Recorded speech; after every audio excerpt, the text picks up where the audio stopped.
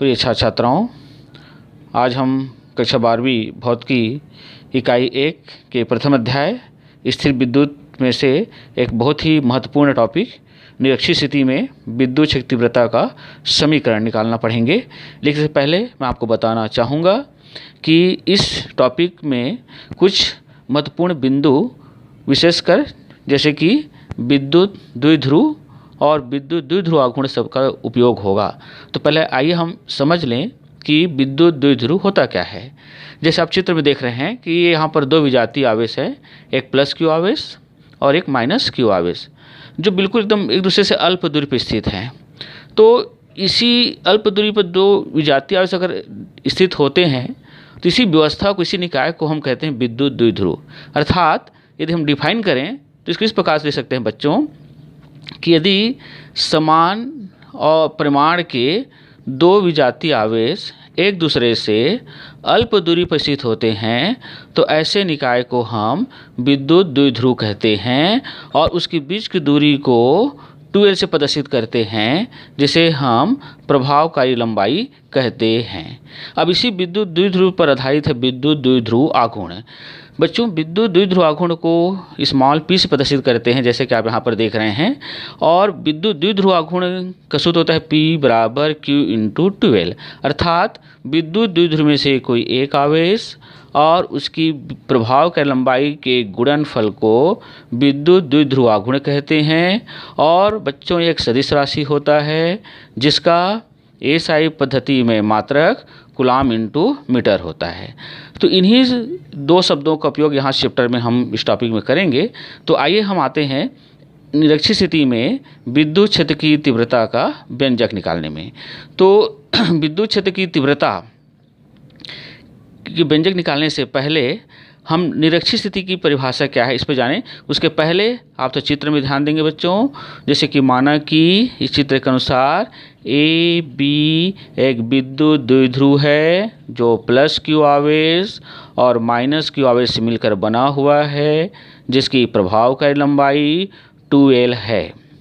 इस विद्युत द्विध्रुव के अक्ष के मध्य बिंदु O से लंबवत r दूरी पर एक बिंदु P है जहां हमें विद्युत क्षेत्र की तीव्रता ज्ञात करनी है।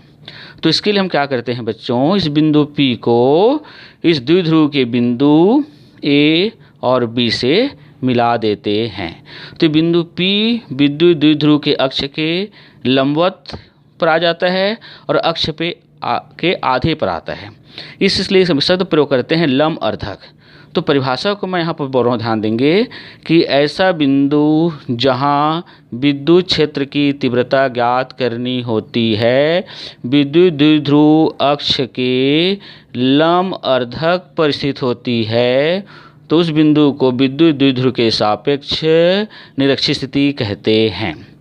तो माना कि इस चित्र के अनुसार बिंदु A पर स्थित प्लस Q आवेश के कारण बिंदु P पर यदि विद्युत शक्ति तीव्रता को E1 लें, जैसे कि आप यहाँ पर देख रहे हैं E1, तो E1 बराबर हम लिख सकते हैं 1/4πε0 Q/AP का स्क्वायर, और इसकी दिशा होगी AP दिशा में। लेकिन चित्र में आप देखिए हमको AP स्क्वायर का मान निकालना है बच्चों। तो इसके लिए हम क्या करते हैं, इस चित्र में एक समकोण त्रिभुज बना हुआ है AOP में हम पाइथागोरस प्रमेय उपयोग करेंगे। और जब पाइथागोरस प्रमेय का उपयोग करेंगे तो ये हो जाएगा AP का स्क्वायर बराबर OP का स्क्वायर प्लस OA स्क्वायर। लेकिन आप चित्र में देखिए कि OP का मान है R और OA का मान है L। तो पाइथागोरस प्रमेय के आधार पर हो जाएगा AP स्क्वायर बराबर R square plus L square. अब इस AP स्क्वायर का मान को हम समीकरण 1 में रखते हैं बच्चों, तो हमको इस समीकरण 2 प्राप्त होता है। इसी प्रकार इस बिंदु B पर स्थित यदि इस माइनस Q आवेश के कारण विद्युत क्षेत्र तीव्रता अगर E2 हो तो हम आते हैं, इसको दूसरे पेज पे दिखा रहे हैं आपको, यहाँ पर देखेंगे तो ये हो जाएगा E2 बराबर 1/4πε0 Q/PB का स्क्वायर PB दिशा में। लेकिन चित्र से स्पष्ट है कि आप देखेंगे तो चित्र में जो त्रिभुज हमने बनाया है उसमें ए पी की लंबाई पी बी के बराबर है, इसलिए अगर ए पी स्क्वायर का मान अगर R square plus L square होगा तो पी बी स्क्वायर का मान भी R square plus L square होगा। अतः इस पी बी स्क्वायर के मान को हमने उपरोक्त समीकरण में रखते हैं तो हमको समीकरण 3 मिल जाता है। यदि इस बिंदु P पर हम यहाँ चित्र में देखेंगे, यदि इस बिंदु P पर E1 और इस E2 की परिणामी तीव्रता E हो और उनके बीच बनने वाला कोण थीटा 2 थीटा हो तो यहाँ पर इसकी जो परिणामी तीव्रता होगी बच्चों वो सूत्र होगा E बराबर 2E1 cos 2 थीटा बाई 2, जिसमें 2 कैंसिल हो जाएगा तो हमको समीकरण इस प्रकार से प्राप्त होगा। फिर हम क्या करते हैं, समीकरण 2 से E1 के मान को रखते हैं तो ये समीकरण हमको 4 मिलता है। जबकि कॉस थीटा का मान निकालना है तो कॉस थीटा का मान निकालने के लिए हमको समकोण त्रिभुज ए ओ पी में कॉस आधार बटे कर्ण से लेंगे। तो चित्र में आप देखेंगे तो आधार ओ बी है और जो कर्ण जो है ए पी है। तो हम इस मान को रखते हैं बच्चों यहाँ पर, जैसे कॉस थीटा बराबर होगा L upon under R square plus L square.